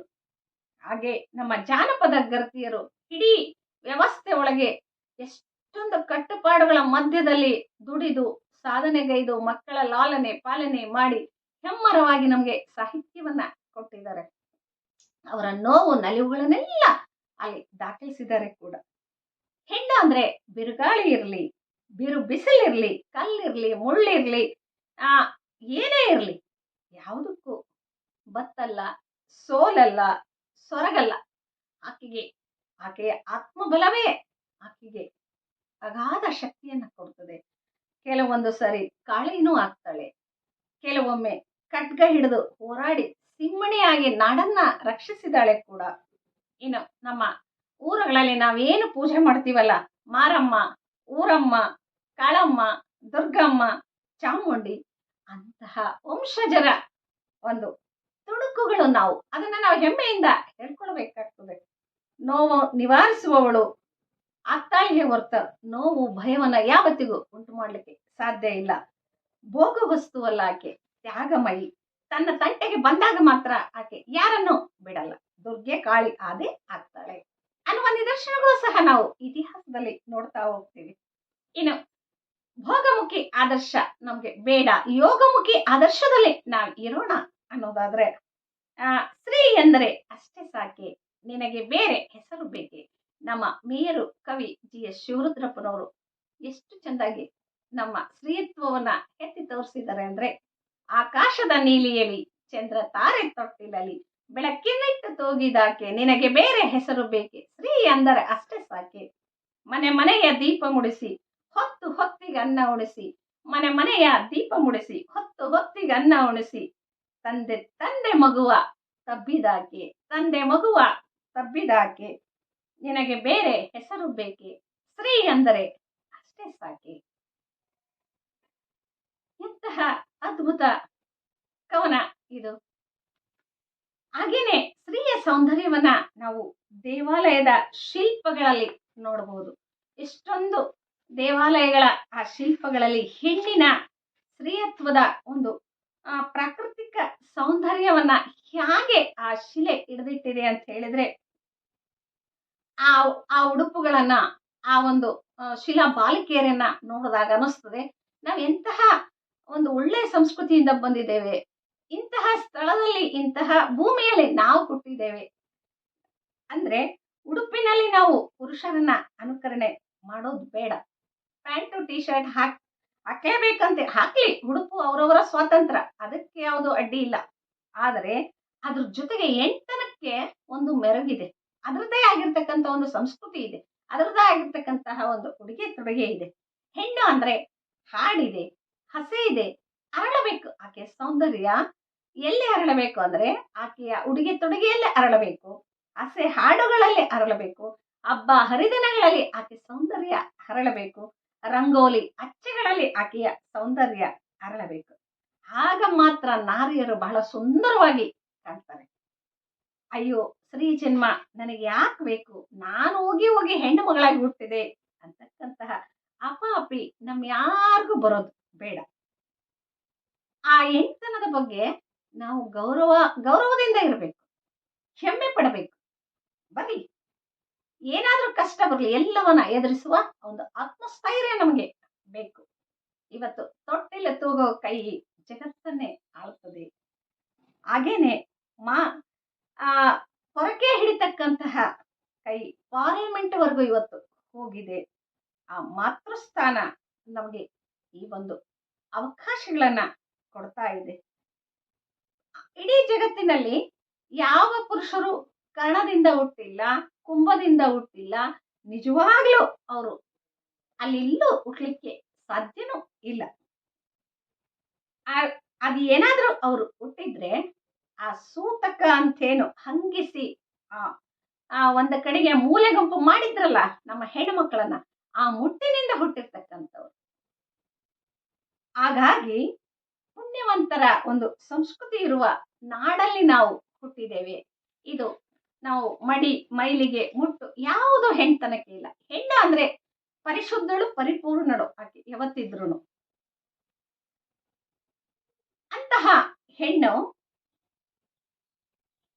ಹೋರಾಡುವಾಗ ನಾನ್ ಸತ್ರು ಪರವಾಗಿಲ್ಲ, ನನ್ನ ಕುಟುಂಬ ಉಳಿಲಿ ಅನ್ನುವ ಒಂದು ಏನು ಚಾರಿತ್ರಿಕ ನಾರಿಯರಿದಾರಲ್ಲ, ಅವರು ನಮಗೆ ಇವತ್ತು ಆದರ್ಶ ಆಗ್ಬೇಕು. ಪುರುಷರಿಗೆ ಭೋಗ ವಸ್ತು ನಾನಾದೆ, ಪುರುಷರು ನನ್ನನ್ನ ಆ ರೀತಿ ನಡೆಸ್ಕೊಳ್ತಾರೆ ಅನ್ನೋದಾದ್ರೆ ಅವರ ಎದುರಿಗೆ ಇದ್ದು ಅವರಿಗೆ ಸಾಧನೆ ಗೈದು ಅವರೇ ನಮ್ಮನ್ನ ಹಿಂತಿರುಗಿ ನೋಡುವ ಮಟ್ಟದಲ್ಲಿ ಬೆಳೆದು ನಾವು ತೋರಿಸ್ಬೇಕು. ಜ್ಞಾನದಾಹಿಗಳಾಗ್ಬೇಕು. ಸಂದರ್ಭ ಬಂದಾಗ ಕಾಳಿದುರ್ಗೇರ್ ಹೇಗೆ ಹಾಕ್ತಿವೋ ಹಾಗೇನೆ ಕಷ್ಟ ಬಂದಾಗ ಸಹಿಷ್ಣುತೆಯಿಂದ ಅದನ್ನ ಸಹಿಸಿ ಮೆಟ್ಟಿ ನಿಂತು ಸಮಾಜಕ್ಕೆ ಒಂದು ಸಂದೇಶವನ್ನ ನೀಡ್ತಕ್ಕಂತ ಗಟ್ಟಿಗಿತ್ತಿಯರು ಮಹಿಳೆಯರು ಆಗ್ಬೇಕು. ಹಾಗಾದಾಗ ಮಾತ್ರ ಹೆಣ್ತನಕ್ಕೆ ಒಂದು ಶಕ್ತಿ ಸಿಗ್ತದೆ, ಮುಂದಿನ ಪೀಳಿಗೆಗೆ ಆದರ್ಶ ವ್ಯಕ್ತಿತ್ವ ಸಿಗ್ತದೆ, ಮುಂದಿನ ಮಹಿಳೆಯರಿಗೆ ಮಾರ್ಗಸೂಚಿಗಳು ಆಗ್ತೀವಿ ಕೂಡ. ಹಾಗಾಗಿ ನಮ್ಮ ಜಾನಪದ ಗರತಿಯರು ಸಹ ಹೆಣ್ಣಿನ ಕಷ್ಟ ಕೊಟ್ಟಲೆಗಳನ್ನ ಬಹಳ ಅಪ್ಕೊಂಡಿದ್ದಾರೆ. ಆದ್ರೂ ಸಹ ಅವರು ಹೆಣ್ಣು ಬೇಕು ಅಂತಾನೆ ಹೇಳೋರು.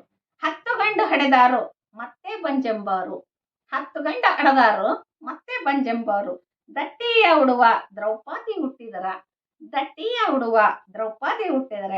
ತಂಗ್ಯಮ್ಮ ಬಂಜೆಂಬ ಶಬುದ ಅಳದಾವು.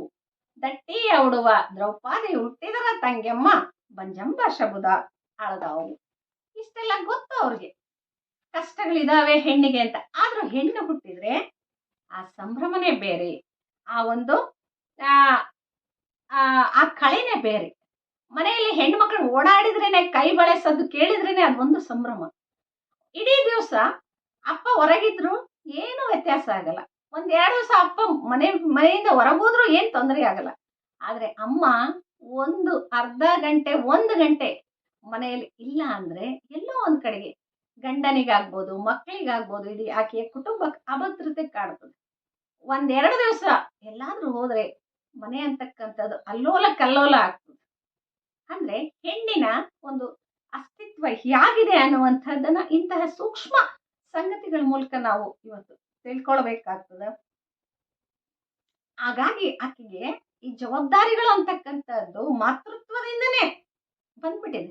ಅದ್ರ ಜೊತೆಗೆ ಆಕೆಗೆ ಒಂದಷ್ಟು ಕರ್ತವ್ಯಗಳಿದಾವೆ, ಹಾಗೆ ಕ್ಷಮಾಗುಣ ಇದೆ, ಆ ಜಗತ್ತನ್ನ ಆಧರಿಸ್ತಕ್ಕಂತಹ ಭಾವ ಸಹ ಆಕೆಗೆ ರಕ್ತಗತವಾಗಿ ಬಂದಿರುವಂತಹದ್ದು.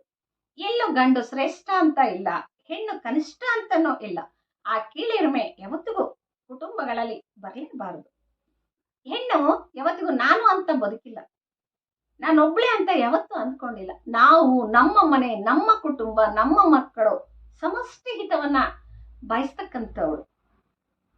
ಅಂದ್ರೆ ಎಲ್ಲ ಒಂದ್ ಕಡೆಗೆ ನಾವು ಸಾಂಸ್ಕೃತಿಕವಾಗಿ ಹೆಣ್ಮಕ್ಳು ಗಟ್ಟಿಯಾದಷ್ಟು, ನಾವು ವೇಷಾಭಿಮಾನಿಗಳಾದಷ್ಟು, ಸ್ವಾಭಿಮಾನಿಯಾದಷ್ಟು ತನಗುತ್ತಾನೆ ಗೌರವಗಳು, ಆದರಗಳು, ಸನ್ಮಾನಗಳು ನಮ್ಮ ಕಡೆಗೆ ಬರ್ತದೆ. ಹಾಗಾಗಿ ಹೆಣ್ಣು ತನ್ನ ಸಾತ್ವಿಕ ಸ್ವರೂಪದ ಒಂದು ಪ್ರವೃತ್ತಿಯ ಜೊತೆಗೆ ತನ್ನ ಕಷ್ಟ ಕೋಟಲೆಗಳು ಬಂದಾಗ ಆಕೆ ರೌದ್ರಿಯಾಗಿಯೂ ಸಹ ಅದನ್ನ ಎದುರಿಸುವ ಶಕ್ತಿ ಸಾಮರ್ಥ್ಯವನ್ನ ಪಡ್ಕೊಂಡ್ಲೇಬೇಕು. ಅದು ಅನಿವಾರ್ಯ ಕೂಡ. ಜಾನಪದ ಗರ್ತಿಯರು ಒಂದು ತ್ರಿಪದಿಯನ್ನ ಹೇಳ್ತಾರೆ. ತಾವರೆಯ ಗಿಡ ಹುಟ್ಟಿ ದೇವರಿಗೆ ನೆರಳಾದೆ, ತಾವರೆಯ ಗಿಡ ಹುಟ್ಟಿ ದೇವರಿಗೆ ನೆರಳಾದೆ, ನಾ ಹುಟ್ಟಿ ಮನೆಗೆ ಎರವಾದೆ, ನಾ ಹುಟ್ಟಿ ಮನೆಗೆ ಎರವಾದೆ ಹಡೆದವ್ವ, ನೀ ಕೊಟ್ಟ ಮನೆಗೆ ಬೆಳಕಾದೆ, ನೀ ಕೊಟ್ಟ ಮನೆಗೆ ಬೆಳಕಾದೆ. ಅದು ಎಲ್ಲ ಹೆಣ್ಮಕ್ಳಿಗೂ ಗೊತ್ತು. ತವರು ಅಶಾಶ್ವತ ಅಂತನೂ ಗೊತ್ತು. ಗಂಡನ ಮನೆಯಲ್ಲಿ ಅಷ್ಟು ಸುಲಭವಾಗಿ ಬದುಕನ್ನ ಸಾಗಿಸೋದು ಕಷ್ಟ ಅಂತನೂ ಗೊತ್ತು. ಒಂದು ಹೆಣ್ಣು ಒಂದು ಕುಟುಂಬದಿಂದ ಮತ್ತೊಂದು ಕುಟುಂಬಕ್ಕೆ ಹೋಗುವಾಗ ಆಕೆ ಅವಾಗೇನೆ ನಿರ್ಧರಿಸಿರ್ತಾಳೆ, ನನ್ನ ಕಷ್ಟ ಕೋಟಲೆಗಳು ಏನಿದಾವೆ ಅಂತ ಆಕೆಗೆ ಗೊತ್ತು ಕೂಡ. ಆದರೂ ಸಹ ನನ್ನ ಮಗುವನ್ನ, ನನ್ನ ಕುಟುಂಬವನ್ನ, ನನ್ನ ಪರಿವಾರವನ್ನ ನಾನು ಪ್ರೀತಿಯಿಂದ ಸಂತೋಷದಿಂದ ನೋಡ್ಕೊಂಡಾಗ, ಸೇವೆಗೈದಾಗ ಅದು ಶೋಷಣೆ ಆಗಲ್ಲ. ಅದು ನನ್ನ ಕರ್ತವ್ಯ, ಅದು ನನಗೆ ಬಂದಿರ್ತಕ್ಕಂಥದ್ದು, ನಾನು ಹೆಮ್ಮೆಯಿಂದ ಅದನ್ನು ನಿಭಾಯಿಸ್ಬೇಕು ಅಂತಕ್ಕಂತಹ ಒಂದು ಆತ್ಮಸ್ಥೈರ್ಯ ನಮ್ಮಲ್ಲಿ ಬೇಕಾಗ್ತದೆ. ಎದೆಗುಂದುವ ಒಂದು ಸಂದರ್ಭಗಳು ಯಾವತ್ತು ಒದಗಿ ಬರಬಾರ್ದು ಕೂಡ. ಹೆಣ್ತನಕ್ಕೆ ಪ್ರಕೃತಿ ಕೊಟ್ಟಿರ್ತಕ್ಕಂತಹ ಒಂದು ಜೈವಿಕ ಲಕ್ಷಣಗಳು ಅಂದ್ರೆ ಹಾಲೂಡಿಸುವಿಕೆ ಆಗ್ಬೋದು, ತಾಯ್ತನ ಆಗ್ಬೋದು, ಅವು ಹೆಮ್ಮೆಯ ವಿಷಯ. ನಾವು ಹೆಮ್ಮೆಯಿಂದ ಅದನ್ನ ಹೇಳ್ಕೊಳ್ಬೇಕಾಗ್ತದೆ. ಸಾಮಾನ್ಯವಾಗಿ ಹುಟ್ಟಿ ಎಲ್ಲ ಒಂದು ಸಮಾನ ಒಂದು ಜವಾಬ್ದಾರಿಗಳನ್ನು ಹೊತ್ತು ಎಲೆಮರೆಯ ಕಾಯಿ ತರ ಇರ್ತಕ್ಕಂತಹ ಮಹಿಳೆಯರು ಇವತ್ತು ಪುರುಷರಿಗೆ ಸಮನಾಗಿ, ಪುರುಷರಿಗೂ ಮುಂಚೂಣಿಯಲ್ಲಿ ಸಾಧನೆಗಳನ್ನ ಮಾಡಿದರೆ ಕೂಡ. ಈ ಲಿಂಗ ಸಮಾನತೆ ಅಂತ ಏನ್ ನಾವು ಇವತ್ತು ಹೇಳ್ತೀವಲ್ಲ, ಮಹಿಳೆಯರು ಪುರುಷರಂತೆ ಬದುಕುವುದು ಲಿಂಗ ಸಮಾನತೆ ಆಗ್ಲಿಕ್ಕಿಲ್ಲ. ತಮ್ಮ ನಡುವಿನ ವ್ಯತ್ಯಾಸವನ್ನ ತಿಳಿದು ಒಬ್ಬರನ್ನೊಬ್ಬರು ಅರ್ಥ ಮಾಡ್ಕೊಳ್ಬೇಕಾಗ್ತದೆ. ದೈಹಿಕವಾಗಿ ಒಂದಷ್ಟು ವ್ಯತ್ಯಾಸಗಳಿರ್ಬೋದು, ಮೆದುಳು ಒಂದಿಷ್ಟು ಚಿಕ್ಕದಿರ್ಬೋದು, ದೊಡ್ಡದಿರ್ಬೋದು, ವೈಜ್ಞಾನಿಕ ಸತ್ಯಾಸತ್ಯತೆಗಳು ಏನೇ ಹೇಳಿ, ಆದ್ರೆ ಹೆಣ್ಣಿನ ಸಾತ್ವಿಕ ಅಂಶಗಳು ಯಾವುವು, ದೌರ್ಬಲ್ಯಗಳು ಯಾವುವು, ಅವನ್ನ ಗುರುತಿಸಿಕೊಂಡು ಸರಿಸಮಾನವಾಗಿ ಗಂಡು ಗೌರವಿಸಿ ಕುಟುಂಬದಲ್ಲಿ ಆಕೆಯನ್ನ ಮುಂಚೂಣಿಗೆ ಕರ್ಕೊಂಡು ಹೋದಾಗ ಮಾತ್ರ ಹೆಣ್ತನಕ್ಕೆ ಒಂದು ಗೌರವ ಆಗ್ತದೆ. ಹಾಗೇನೆ ಗುರುತಿಸಿದಂತಹ ಮಹಿಳೆಯರು ಸಹ ಇವತ್ತು ನಮ್ಮೊಟ್ಟಿಗೆ ಇದ್ದಾರೆ. ಅಕ್ಷರ ಅರಿಯದ ಒಬ್ಬ ಹಳ್ಳಿಗಾಡಿನ ಹೆಣ್ಣು ಮಗಳು 1000 ಹೆರಿಗೆಯನ್ನ ಮಾಡಿಸಿ ಆಕೆ ಪ್ರಸೂತಿ ತಜ್ಞೆ, ಜಾನಪದ ಪ್ರಸೂತಿ ತಜ್ಞೆಯಾಗಿ, ಜಾನಪದ ವೈದ್ಯೆಯಾಗಿ ಹಲವಾರು ಪ್ರಶಸ್ತಿಗಳಿಗೆ ಭಾಜನರಾದಂಥವ್ರು ನಮ್ಮ ಸೂಲಗಿತ್ತಿ ನರಸಮ್ಮ ಅಂತ ಹೇಳಲಿಕ್ಕೆ ನನಗೆ ಬಹಳ ಹೆಮ್ಮೆ ಅನಿಸ್ತದೆ. ಇನ್ನು ಜಾನಪದದ ಯಾವುದೋ ಒಂದು ಕಲೆಯನ್ನ ಇಟ್ಕೊಂಡು ಆ ಜೋಕ್ತಿ ಕಲೆಯನ್ನ ಇಡೀ ಜಗತ್ತಿಗೆ ಸಾರುತ್ತಾ ನಮ್ಮ ಮಾತಾ ಮಂಜಮ್ಮ ಜೋಕ್ತಿ ಜಾನಪದ ಅಕಾಡೆಮಿ ಅಧ್ಯಕ್ಷರಾದ್ರು, ಪದ್ಮಶ್ರೀ ಪುರಸ್ಕೃತರು ಆದ್ರು. ಅವರ ಬದುಕನ್ನ ನಾವು ನೋಡಿ ಹೆಮ್ಮೆ ಪಡಬೇಕಿವತ್ತು. ಹಾಗೆ ಎಲ್ಲ ಒಂದು ಮೂಲೆಯ ಗ್ರಾಮದಲ್ಲಿ ಹುಟ್ಟಿ ಸಾಲು ಮರಗಳನ್ನ ನೆಟ್ಟಂತಹ ಸಾಲು ಮರದ ತಿಮ್ಮಕ್ಕ ಇವತ್ತಿಗೆ ನಮಗೆ ಬಹುದೊಡ್ಡ ಪರಿಸರವಾದಿಯಾಗಿ ಪರಿಸರ ಪ್ರಜ್ಞೆ ಇರ್ತಕ್ಕಂತಹ ಒಬ್ಬ ಆ ದೇಶ ಸಂರಕ್ಷಕಳಾಗಿ ನಾವು ಆ ತಾಯಿಯನ್ನ ಇವತ್ತು ಗೌರವಿಸ್ಬೇಕಾಗ್ತದೆ. ಒಂದು ಸಾರಿ ಒಂದು ಕುಟುಂಬದಲ್ಲಿ ಮಹಿಳೆ ಪ್ರಗತಿಯ ಪಥದಲ್ಲಿ ಚಲಿಸಿದ್ಲು ಅಂತ ಹೇಳಿದ್ರೆ ಇಡೀ ಕುಟುಂಬ, ಇಡೀ ಹಳ್ಳಿ, ಸಂಪೂರ್ಣ ಇಡೀ ದೇಶನೇ ಪ್ರಗತಿಯ ಪಥಕ್ಕೆ ಹೋಗ್ತದೆ. ಆ ನಿಟ್ಟಿನಲ್ಲಿ ಮಹಿಳೆಯರು ಶ್ರಮ ಪಡಬೇಕು. ಆ ಶ್ರಮ ಆ ದೇಶಕ್ಕೆ, ಕುಟುಂಬಕ್ಕೆ ಆದರಣೀಯ ಆಗ್ಬೇಕು ಅಂತಕ್ಕಂತಹ ಒಂದು ಆತ್ಮಸ್ಥೈರ್ಯ ನಮ್ಮ ಮಹಿಳೆಯರು ಇವತ್ತು ಬರಬೇಕಾಗ್ತದೆ. ಸ್ವಾಮಿ ವಿವೇಕಾನಂದರು ಒಂದ್ ಕಡೆ ಹೇಳ್ತಾರೆ, ಆ ಪಕ್ಷಿಗೆ ಹೇಗೆ ಒಂದು ರೆಕ್ಕೆಯಿಂದ ಹಾರ್ಲಿಕ್ಕೆ ಅಸಾಧ್ಯ, ಹಾಗೆ ಮಹಿಳೆಯ ಸ್ಥಿತಿಗತಿಗಳು ಸಹ ಉತ್ತಮಗೊಳ್ಳದೆ ಹೊರತು ಆ ಬರೀ ಗಂಡಷ್ಟೇ ಕುಟುಂಬದಲ್ಲಿ ವ್ಯವಹರಿಸಿದ್ರೆ ಏನು ಆಗ್ಲಿಕ್ಕೆ ಸಾಧ್ಯ ಇಲ್ಲ. ಪಕ್ಷಿಗೆ 2 ರೆಕ್ಕೆಗಳಿದ್ದಾಗ, ಗಂಡು ಹೆಣ್ಣು ಸರಿಸಮಾನವಾಗಿ ಇದ್ದಾಗ ಮಾತ್ರ ಕುಟುಂಬದ ಒಂದು ಹಾರುವಿಕೆ ಸರಿ ಆಗ್ತದೆ, ಜಗತ್ತಿನ ಕಲ್ಯಾಣ ಆಗ್ತದೆ ಅನ್ನುವ ಚಿಂತನೆಗಳನ್ನ ನಮ್ಗೆ ಸ್ವಾಮೀಜಿಯವರು ಕೊಡ್ತಿದ್ದಾರೆ. ಹಾಗೆ ಮಹಿಳೆಯರ ಒಂದು ಸರ್ವತೋಮುಖ ಅಭಿವೃದ್ಧಿಯಾದಾಗ ಮಾತ್ರ ಆಕೆ ಅಬಲೆ ಅಲ್ಲ, ಸಬಲೆ ಆಗ್ತಾಳೆ. ಬರೀ ಆರ್ಥಿಕ ವಾಗಿ ಆಕೆ ಸಬಲೆ ಆದ್ರೆ ಸಬಲೆ ಅಂತ ಅನ್ಸ್ಕೊಳ್ಳಿಕ್ ಸಾಧ್ಯವೇ ಇಲ್ಲ. ಆಕೆ ಅಬಲೆಯ ಆಗಿ ಉಳಿತಾಳೆ. ಎಲ್ಲ ರಂಗಗಳಲ್ಲೂ ಸರಿಯಾಗಿ ಸಮಾನವಾಗಿ ಆಕೆ ಮುಂದುವರೆದಾಗ ಮಾತ್ರ, ಆಕೆಯ ಸರ್ವತೋಮುಖ ಅಭಿವೃದ್ಧಿ ಆದಾಗ ಮಾತ್ರ ಆಕೆ ಸಬಲೆ ಆಗ್ಲಿಕ್ಕೆ ಸಾಧ್ಯ. ಹಾಗಾದ್ರೆ ಈ ಸರ್ವತೋಮುಖ ಅಭಿವೃದ್ಧಿ ಆಗಿದೆಯೇ? ಆ ಪ್ರಶ್ನೆಯನ್ನ ನಾವು ಹಾಕೊಂಡಾಗ ಇನ್ನೂ ಸಹ ವರದಕ್ಷಿಣೆ ಸಮಸ್ಯೆ ಇದೆ, ಅತ್ಯಾಚಾರಗಳಾಗ್ತಾ ಇದ್ದಾವೆ, ಬಾಲ ಕಾರ್ಮಿಕತೆ ಇದೆ, ಹಾಗೆ ಬಾಲ್ಯ ವಿವಾಹಗಳಾಗ್ತಾ ಇದ್ದಾವೆ, ಇನ್ನು ಭ್ರೂಣ ಹತ್ಯೆ, ಲಿಂಗ ತಾರತಮ್ಯ, ಹೆಣ್ಣು ಹೊರ ಜಗತ್ತನ್ನ ಕಾಣೋದಕ್ಕೆ ಮುಂಚೆನೆ ಅದು ಎಲ್ಲ ಒಂದ್ ಕಡೆಗೆ ಮರುಗಟ್ಟಿ ಹೋಗ್ತಾ ಇದೆ. ಈ ವೈಜ್ಞಾನಿಕ ಲಿಂಗ ಪತ್ತೆ ಹಚ್ಚುವಿಕೆ ಹೆಣ್ಣಿನ ಒಂದು ಹುಟ್ಟುವಿಕೆಯನ್ನೇ ಘಾಸಿಗೊಳಿಸ್ತಾ ಇದೆ. ಇಂತಹ ಆರ್ಥಿಕ ಸಬಲೀಕರಣದ ಮಾತುಗಳನ್ನ ಹೇಳೋದ್ರ ಜೊತೆಗೇನೆ ಈ ತರದ ಸಮಸ್ಯೆಗಳು ಸಹ ಇದಾವೆ ಅಂತಕ್ಕಂಥದ್ದು ನಾವು ಒಪ್ಕೊಳ್ಬೇಕಾಗ್ತದೆ. ಇದ್ರ ಹೆಣ್ಣಿನ ಒಂದು ಸಬಲೀಕರಣಕ್ಕಾಗಿ ಬುದ್ಧ, ಬಸವ, ರಾಜಾರಾಮ್ ಮೋಹನ್ ರಾಯ್, ಈಶ್ವರ್ ಚಂದ್ರ ವಿದ್ಯಾಸಾಗರ್, ವಿವೇಕಾನಂದ, ಮಹಾತ್ಮ ಗಾಂಧೀಜಿ, ಎಷ್ಟು ಜನ ಹಿರಿಯರು, ಪ್ರಾತಸ್ಮರಣೀಯರು ಹೋರಾಟ ಮಾಡಲಿಲ್ಲ? ಯಾಕೆ ಸಬಲೀಕರಣ ಆಗ್ಲಿಲ್ಲ ಅನ್ನುವ ಪ್ರಶ್ನೆಯನ್ನು ಸಹ ನಾವು ಇವತ್ತು ಹಾಕೊಡ್ಬೇಕಾಗ್ತದೆ. ಬರೀ ಇಚ್ಛಾಶಕ್ತಿ ಒಂದೇ ಇದ್ರೆ ಸಬಲೀಕರಣ ಆಗ್ಲಿಕ್ಕೆ ಸಾಧ್ಯ ಇಲ್ಲ. ಸ್ತ್ರೀಯರು ಸಶಸ್ತ್ರರಾಗಿ ನಾವು ಮಾಡೇ ಮಾಡ್ತೀವಿ ಅಂತೇಳಿ ಗಟ್ಟಿಯಾಗಿ ಮುಂದೆ ಬರಬೇಕು. ಹೆಣ್ಣಿಗೆ ಹೆಣ್ಣೇ ಶತ್ರುವಾಗಬಾರದು. ಎಲ್ಲ ಒಂದ್ ಕಡೆಗೆ ಪುರುಷ ಪ್ರಧಾನ ವ್ಯವಸ್ಥೆ ಒಳಗೆ ಹೆಣ್ಣಿನಿಂದಲೇ ಮಟ್ಟ ಹಾಕ್ತಕ್ಕಂತಹ ಒಂದು ಶೋಚನೀಯ ಸಂಗತಿಗಳು ಸಹ ನಮ್ಮ ಸಮಾಜದಲ್ಲಿ ಇದ್ದಾವೆ. ಆದರೆ ಅವೆಲ್ಲವನ್ನ ಮೆಟ್ಟಿ ನಿಂತು ನಿರ್ಭೀತಿಯಿಂದ ಹೆಣ್ಣು ದಾಪುಗಾಲು ಹಾಕಿದಾಗ ಮಾತ್ರ ಸಾಧನೆ ಮಾಡ್ಲಿಕ್ಕೆ ಸಾಧ್ಯ. ಗಾಂಧೀಜಿಯವರು ಸಹ ಒಂದ್ ಕಡೆಗೆ ಹೇಳಿದ್ದಾರೆ, ನಡುರಾತ್ರಿಯಲ್ಲಿ ಹೆಣ್ಣು ಮಗಳೊಬ್ಬಳು ಸುರಕ್ಷಿತವಾಗಿ ರಸ್ತೆಯಲ್ಲಿ ನಡೆದಾಡುವಂತೆ ಆದ್ರೆ ಮಾತ್ರ ಅವಾಗ ನಿಮಗೆ ಸ್ವಾತಂತ್ರ್ಯ ಸಿಗ್ತದೆ ಅಂತ. ಇವತ್ತು ನಾವು ಸುರಕ್ಷಿತವಾಗಿ ಮಧ್ಯರಾತ್ರಿಯಲ್ಲಿ ಮನೆ ಸೇರ್ತೀವ? ಹಾಗಾದ್ರೆ ನಮ್ಗೆ ಸ್ವಾತಂತ್ರ್ಯ ಸಿಕ್ಕಿದೆಯೇ? ಎಲ್ಲ ಪ್ರಶ್ನೆಗಳಿಗೂ ಉತ್ತರಿಸಲಿಕ್ಕೆ ಇವತ್ತು ನಾವೆಲ್ಲರೂ ಸಹ ಯೋಚನೆ ಮಾಡಬೇಕಾಗ್ತದೆ. ಆದ್ರೂ ಆರ್ಥಿಕವಾಗಿ ಎಲ್ಲ ಒಂದ್ ಕಡೆಗೆ ಸಮವಾಗಿ ದುಡಿತಕ್ಕಂತಹ ಮಹಿಳೆಯರಿದ್ದಾರೆ. ಅಂತರಿಕ್ಷಕ್ಕೆ ಹೋಗಿ ಬಂದಿದ್ದಾರೆ, ವಿಮಾನದಲ್ಲಿ ಪೈಲಟ್ ಆಗಿದ್ದಾರೆ, ದೇಶ ವಿದೇಶಗಳಲ್ಲಿ ಇದ್ದಾರೆ, ಆರ್ಥಿಕ ಸಚಿವೆಯರಾಗಿಯೂ ಸಹ ದೇಶವನ್ನ ಮುನ್ನಡೆಸ್ತಾ ಇದ್ದಾರೆ. ಉದ್ಯೋಗಂ ಪುರುಷ ಲಕ್ಷಣಂ ಅಂತಕ್ಕಂತಹ ಮಾತು ಒಂದ್ ಕಡೆಗೆ ಇತ್ತು. ಆದ್ರೆ ಇವತ್ತು ಏನಾಗಿದೆ ಅಂದ್ರೆ ಉದ್ಯೋಗಂ ಮನುಜ ಲಕ್ಷಣಂ ಅಂತಕ್ಕಂತಹ ರೀತಿ ಒಂದಷ್ಟು ವಾತಾವರಣಗಳು ಬದಲಾಗಿದ್ದಾವೆ. ಹಾಗೇನೆ ಅದ್ರ ಜೊತೆಗೆ ಸಾಕಷ್ಟು ಜನ ಮಹಿಳೆಯರು ಸಹ ಅಂತಹ ಅವಕಾಶಗಳನ್ನ ಬಳಸ್ಕೊಂಡಂತವ್ರು ಇದ್ದಾರೆ ಕೂಡ. ಆದ್ರೆ ಅವರ ಸ್ವಂತ ಇಚ್ಛಾಶಕ್ತಿಯಿಂದ ಮುಂದುವರೆದು ಎಲ್ಲೋ ಒಂದ್ ಕಡೆಗೆ ಸಾಧನೆ ಮಾಡಿದಂತಹ ಭಾರತದ ಉಕ್ಕಿನ ಮಹಿಳೆ ಇಂದಿರಾ ಗಾಂಧಿಯವರಿದ್ದಾರೆ. ವಿಶ್ವಸಂಸ್ಥೆಯ ಸಾಮಾನ್ಯ ಸಭೆಯ ಪ್ರಥಮ ಅಧ್ಯಕ್ಷೆ ವಿಜಯಲಕ್ಷ್ಮಿ ಪಂಡಿತ್ ಅವರು ನಮ್ಗೆ ಸಿಗ್ತಾರೆ. ಇನ್ನು ಮದರ್ ತೆರೇಸಾ ನೋಬೆಲ್ ಪುರಸ್ಕೃತರಾಗಿ ಸಮಾಜ ಸೇವೆಯಲ್ಲಿ ಹೆಸರನ್ನ ತಂದುಕೊಂಡಿದ್ದಾರೆ. ಇನ್ನು ಸರೋಜಿನಿ ನಾಯ್ಡು ಗಾನಕೋಗಿಲೆಯಾಗಿ ಮೆರೆದಿದ್ದಾರೆ. ಹಾಗೇನೆ ಸುಚೇತಾ ಕೃಪಲಾನಿ ಆಗ್ಬೋದು, IAS ಅಧಿಕಾರಿಯಾಗಿ ಕಿರಣ್ ಬೇಡಿ ಅವರಾಗ್ಬೋದು, ಗಗನಯಾತ್ರಿ ಕಲ್ಪನಾ ಚಾವ್ಲಾ ಆಗ್ಬೋದು, ಇನ್ನು ಸೋನಿಯಾ, ಸುಷ್ಮಾ, ಉಮಾಭಾರತಿ, ಹೀಗೆ ಎಷ್ಟೊಂದು ಜನ ರಾಜಕೀಯದಲ್ಲಿಯೂ ಸ್ಥಾನಮಾನಗಳನ್ನ ಪಡ್ಕೊಂಡಿದ್ದಾರೆ. ಗಂಗೂಬಾಯಿ ಹಾನಗಲ್ ಅಂತವರು ಒಳ್ಳೆಯ ವಿದೂಷಿಗಳಾಗಿ ಸಂಗೀತಗಾರರಾಗಿದ್ದಾರೆ. ಇಂತಹ ಅಗಮ್ಯವಾಗಿರ್ತಕ್ಕಂತಹ ಇತಿಹಾಸವನ್ನ ಹೊಂದಿರತಕ್ಕಂತಹ ನಮ್ಮ ಭಾರತ ದೇಶದಲ್ಲಿ, ನಮ್ಮ ಕನ್ನಡ ನಾಡಿನಲ್ಲಿ ಮಹಿಳೆ ಎಲ್ಲ ಒಂದು ಕಡೆಗೆ ಅಭದ್ರತೆಯನ್ನ ಮೀರಿ ಭದ್ರತೆಯಿಂದ ಗಟ್ಟಿಯಾಗಿ ನಿಲ್ಲುವಲ್ಲಿ ನಮ್ಮೆಲ್ಲರಿಗೂ ಆದರ್ಶವಾಗಿ ಬದುಕನ್ನ ಸಾಗಿಸುವಲ್ಲಿ ಹಲವಾರು ಸಮಸ್ಯೆಗಳು, ಸವಾಲುಗಳು ಎಲ್ಲವೂ ನಮ್ಮೊಟ್ಟಿಗೆ ಇದಾವೆ.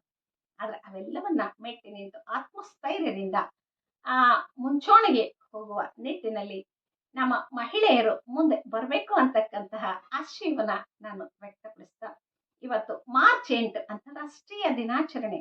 ಆ ಒಂದು ಅಂತಾರಾಷ್ಟ್ರೀಯ ದಿನಾಚರಣೆಗೆ ಅರ್ಥ ಬರಬೇಕು ಅಂದ್ರೆ ಮಹಿಳೆಯರ ಸಾಧಕ ಬಾಧಕಗಳನ್ನ ಸಮಾಜ ಗೌರವಿಸಬೇಕು, ಗುರುತಿಸಬೇಕು, ಆಧರಿಸಬೇಕು. ಹಾಗಾದಾಗ ಮಾತ್ರ ಸ್ತ್ರೀ ಶಕ್ತಿ, ನಾರಿ ಶಕ್ತಿ ಭಾರತ ಮಾತೆಯಾಗಿ, ಭುವನೇಶ್ವರಿಯಾಗಿ ವಿಜೃಂಭಿಸಲಿಕ್ಕೆ ಸಾಧ್ಯ ಅಂತ ಹೇಳ್ತಾ, ಇಲ್ಲಿಯವರೆಗೆ ಮಾತನಾಡಲಿಕ್ಕೆ ಅವಕಾಶ ಕೊಟ್ಟಂತ ತಮ್ಮೆಲ್ಲರಿಗೂ ಸಹ ಧನ್ಯವಾದಗಳನ್ನು ಅರ್ಪಿಸ್ತಾ ಇದ್ದೇನೆ.